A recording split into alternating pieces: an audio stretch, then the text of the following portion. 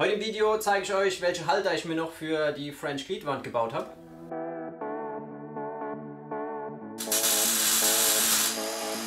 Chris Builds.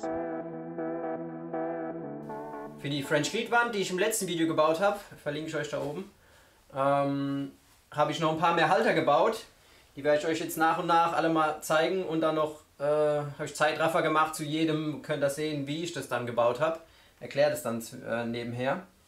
Wir fangen einfach mal von rechts nach links an. Der erste Halter ist ein Halter für die Küchenrolle und ein Spender für die Einmalhandschuhe. Man kann oben noch was ablegen. Da habe ich jetzt mal hier Taschentücher drauf.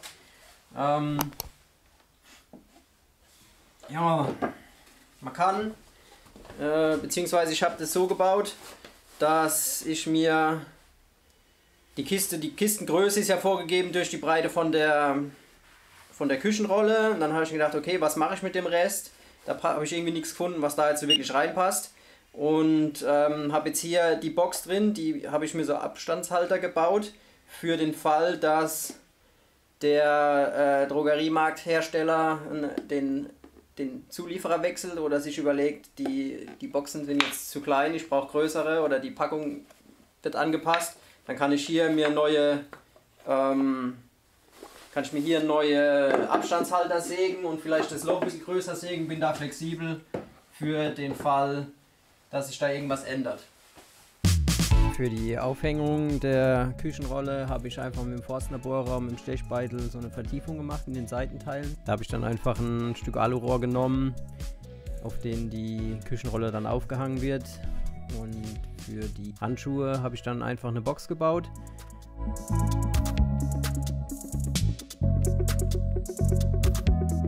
Und vorne mit dem Forstner-Bohrer dann für die Öffnung 4 Löcher gebohrt und mit der Stichsäge dann ausgesägt, alles abgeschliffen. Ist der Deckel nicht verrutscht, habe ich einfach dünnes 3 mm Sperrholz genommen und habe das passend in der Größe zurechtgesägt und dann dran geklebt von unten.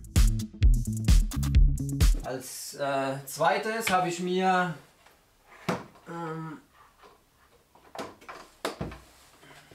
hier für meine ganzen Messwerkzeuge und so weiter habe ich mir eine Wand gemacht. Die ist auch nur bis jetzt provisorisch, weil ich noch nicht weiß, ob ich das irgendwie noch anders anordnen will oder so. Da habe ich auf jeden Fall hier für meine Winkel, habe ich mir hier Schlitze in die jeweiligen Dinger gemacht, dass das hier schön da reinpasst alles. Und ich weiß nicht, ob dann da noch vielleicht noch ein paar Sachen dazukommen. Deswegen ist das jetzt alles erstmal noch provisorisch. Und das hängt da hinten in der Ecke. Wie ich es ja schon im Video zu den Oberschränken gesagt habe, verlinke ich euch auch oben, ist ja hier durch die Klappe ist da nicht so viel Platz, aber dadurch, dass das alles flache Werkzeuge sind, passt das alles auf jeden Fall noch hin.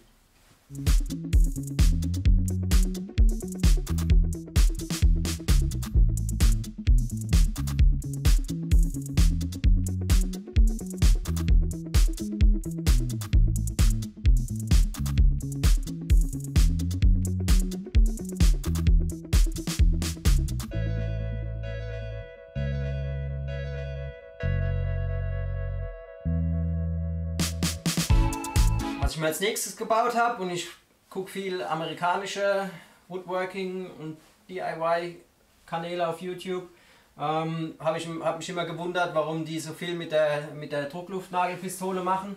Aber da habe ich mir hier auch im Verlauf des ganzen Baus hier, habe ich verstanden warum, weil es ist total einfach, ein bisschen Kleber drauf, dran halten, 2, 3 Nägel geschossen und schon hält es. Gerade wenn die zu tragende Last nicht so groß ist, dann klar, aber dann Kleber drauf, 2, 3 Nägel rein, noch mit Schrauben verstärken und gut ist. Da habe ich mir hier unten ein Regal gebaut, wo das ganze Zubehör reinkommt und die Nägel und so weiter. Und hier kann man dann praktisch die Nagelpistole einhängen. Die wird, glaube ich, auch des Öfteren Anwendung finden, die Nagelpistole. Ich echt zu schätzen gelernt.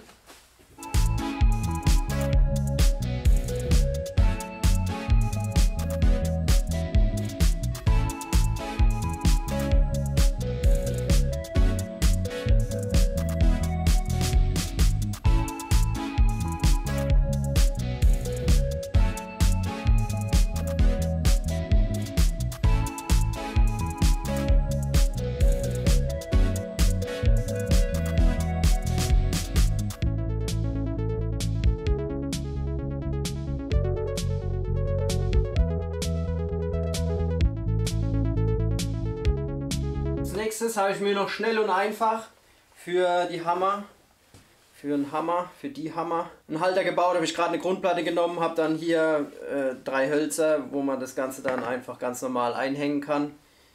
Nichts Wildes, einfache Konstruktion.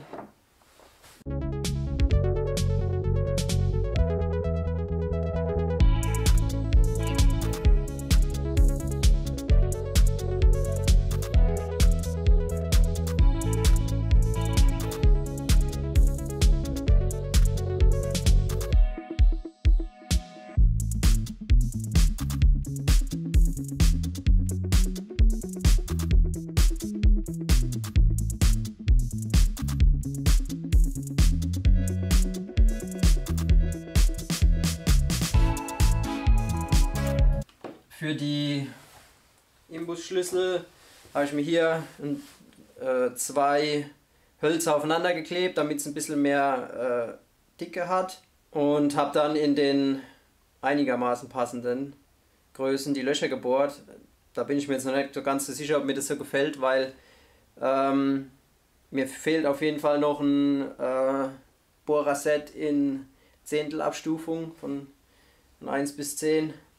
Da habe ich jetzt hier zum Teil ziemlich viel Spiel drin und dann hängen die so komisch da. Das gefällt mir noch nicht so ganz. Das werde ich eventuell nochmal neu machen. Die Frage ist, ob ich das hier auch so viel brauche, das Ganze.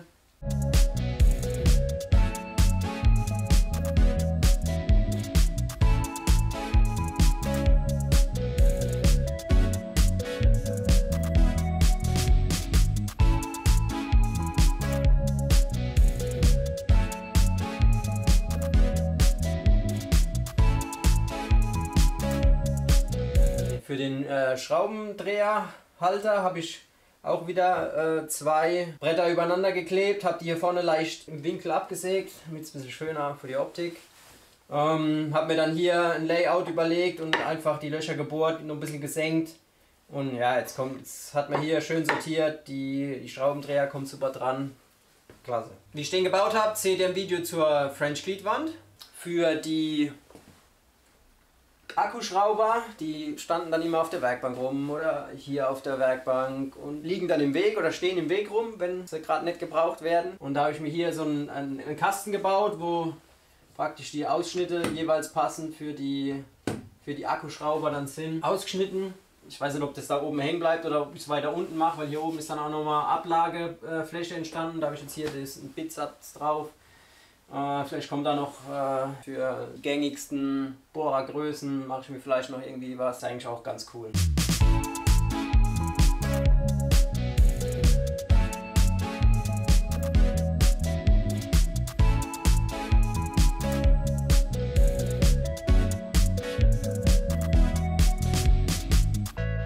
Für die Akkuschrauberhalterung hatte ich eigentlich erst eine nach unten hin offene, durchgehend bis hinten Konstruktion vorgesehen, aber da habe ich mich dann umentschieden zwischendrin und habe unten einfach mir eine Platte zugesägt und habe mir dann passende Ausschnitte gemacht für die jeweiligen Akkuschrauber, weil die von der Form her doch so arg unterschiedlich waren, dass man nicht einfach einen Abstand für alle 3 hat machen können, weil dann wäre der eine viel zu eng, der eine hätte gerade so gepasst, die anderen wären ein bisschen wackelig drin gewesen, das hat mir dann nicht so gefallen. Jetzt kann ich sie zwar nicht einfach von links nach rechts durchtauschen, sondern jeder Akkuschrauber hat seinen eigenen Platz, aber dafür werden sie gescheit gehalten.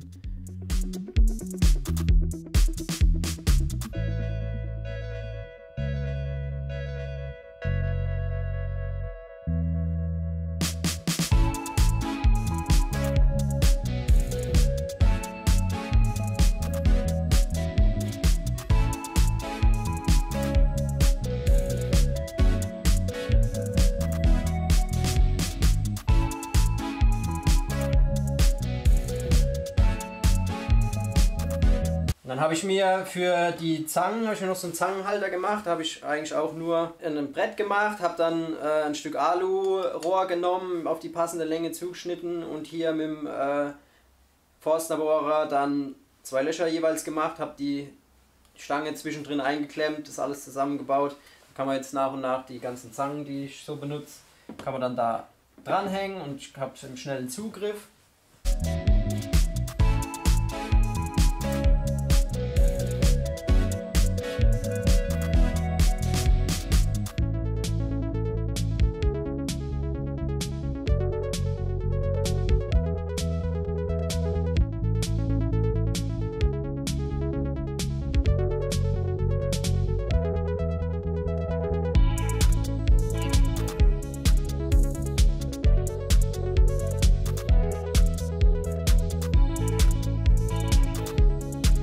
Das Ablagebrett habe ich auch ganz einfach gebaut. Einfach 2 Bretter im 90-Grad-Winkel, hinten das French Glied, den Halter dran gemacht und hier unten habe ich noch zur Verstärkung mir hier so 3 Winkel dran gebaut. Ja, da liegt jetzt der Gehörschutz drauf und die Masken und da kann ich meine Maßbänder noch ablegen. Nehmen die auch wieder woanders weniger Platz weg. Auch hier seht ihr, wie ich es gebaut habe im French Glied Video. Und dann habe ich mir für die Meißel und für die Pfeilen noch Halter gebaut, die sind ziemlich ähnlich. Deswegen die kann man in einem Rutsch eigentlich erklären. Da habe ich mir auch wieder eine Grundplatte genommen und habe dann 2 Hölzer quer gemacht. Das zweite einfach, damit die gerade hängen und nicht irgendwie schräg oder sowas sind. Ob das einen extra Grad an Genauigkeit erfordert, um die dann da reinzumachen, das weiß ich noch nicht, aber mir gefällt es auf jeden Fall, so hängen die schön gerade und nicht irgendwie wild in der Gegend rum.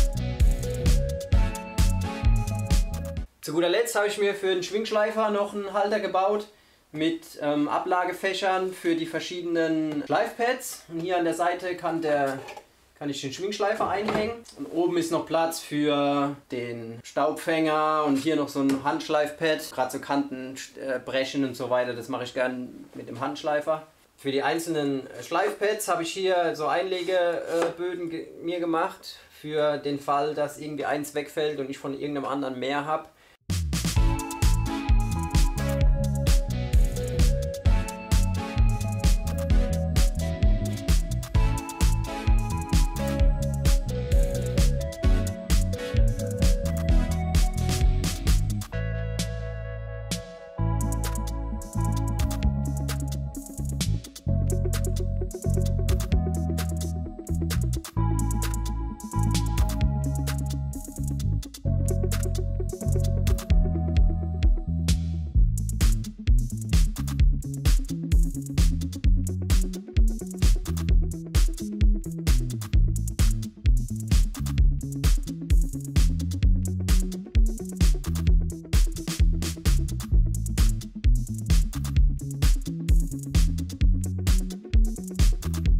Das sind jetzt so die ersten Halter, die ich mir gebaut habe. Da werden über die Zeit wahrscheinlich noch ein paar mehr dazukommen.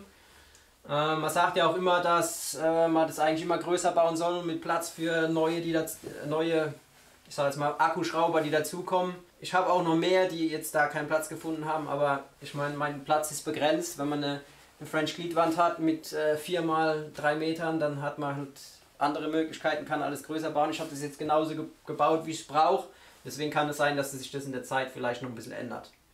Ansonsten habe ich dadurch einfach an anderen Stellen in der Werkstatt wieder so viel Platz gewonnen, dass ich wieder anderes Zeug besser auf- und wegräumen konnte. Und deswegen, das hat schon mal super viel gebracht. Und auf jeden Fall, was deutlichen Unterschied macht, ist einfach die Accessibility, wie man das auf Deutsch wieder sagt.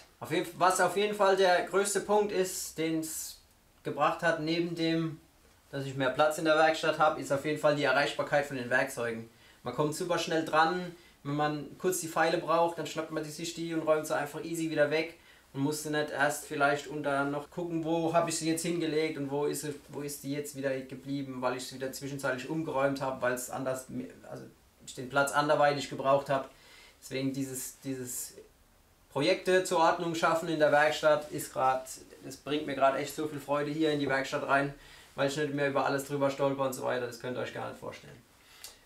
Ich hoffe, ihr konntet euch von den Haltern die ein oder andere Inspiration holen. Falls ihr auch so ein Projekt im Moment habt, falls ihr noch Fragen habt, schreibt es mir in die Kommentare. Wenn ihr noch coole Ideen für andere Halter habt, wo ich jetzt noch nicht so drauf gekommen bin, könnt ihr es mir gerne auch in die Kommentare schreiben.